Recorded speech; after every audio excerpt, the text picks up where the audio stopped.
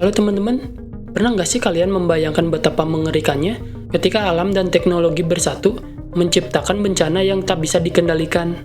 Itulah yang terjadi di Jepang pada tahun 2011 ketika gempa bumi dahsyat dan tsunami raksasa yang memicu bencana nuklir di pembangkit listrik tenaga nuklir Fukushima Daiichi. Kejadian ini menjadi salah satu krisis nuklir terbesar dalam sejarah modern dan mengubah cara dunia melihat energi nuklir. Semua bermula pada tanggal 11 Maret 2011, pukul 14.46 waktu Jepang. Gempa berkekuatan 9,1 magnitudo mengguncang pantai timur Jepang, menjadikannya salah satu gempa terbesar yang pernah tercatat dalam sejarah. Getaran ini begitu kuat sampai terasa di Tokyo, yang berjarak lebih dari 370 km dari pusat gempa. Tapi gempa ini bukanlah satu-satunya masalah. Beberapa menit kemudian, tsunami setinggi lebih dari 10 meter menghantam garis pantai Jepang. Kota-kota hancur, ribuan rumah tersapu air, dan ribuan nyawa melayang. Sayangnya, pembangkit listrik tenaga nuklir Fukushima Daiichi yang terletak di tepi pantai juga menjadi korban dari gelombang raksasa ini.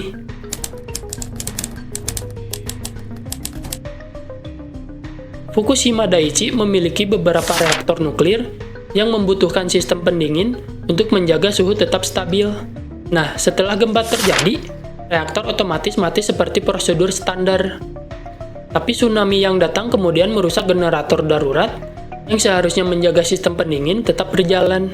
Akibatnya, tanpa pendingin, suhu dalam reaktor mulai naik drastis. Dalam beberapa jam, reaktor mulai mengalami overheating. Hidrogen yang terperangkap di dalam mulai menumpuk, sampai akhirnya ledakan hidrogen menghancurkan atap bangunan reaktor unit 1, disusul ledakan lain di unit 3 dan unit 4. Radiasi mulai bocor ke lingkungan sekitar, menciptakan kepanikan besar di Jepang dan dunia.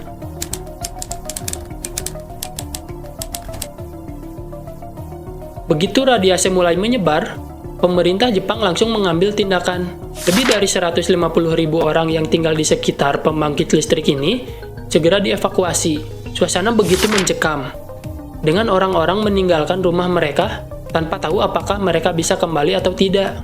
Para pekerja di Fukushima, yang kemudian disebut sebagai Fukushima 50, tetap bertahan di dalam zona berbahaya untuk mencoba menstabilkan reaktor. Dengan peralatan seadanya dan resiko tinggi terkena radiasi, mereka berjuang mati-matian agar bencana ini tidak semakin parah.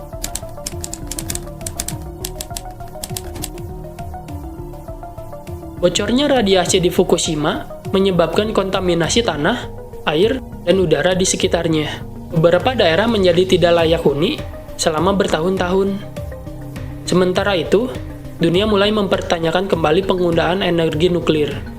Jepang sendiri langsung menutup sebagian besar pembangkit nuklirnya setelah kejadian ini. Selain itu, krisis ini juga membuat industri makanan Jepang terdampak.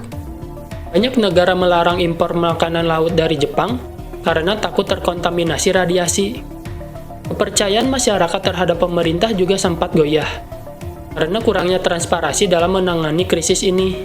Bencana Fukushima adalah pengingat bahwa meskipun teknologi sudah canggih, alam tetap bisa memberikan kejutan yang tidak bisa dikendalikan. Peristiwa ini mengajarkan kita pentingnya kesiapan menghadapi bencana, terutama bagi negara-negara yang masih menggunakan energi nuklir. Jadi, bagaimana menurut kalian tentang kejadian ini? Apakah kalian setuju bahwa energi nuklir masih layak digunakan? Atau sebaliknya, kita mencari alternatif lain? Dan jangan lupa klik like serta subscribe, supaya kalian nggak ketinggalan cerita menarik lainnya. Saya Yongki, sampai jumpa di video berikutnya.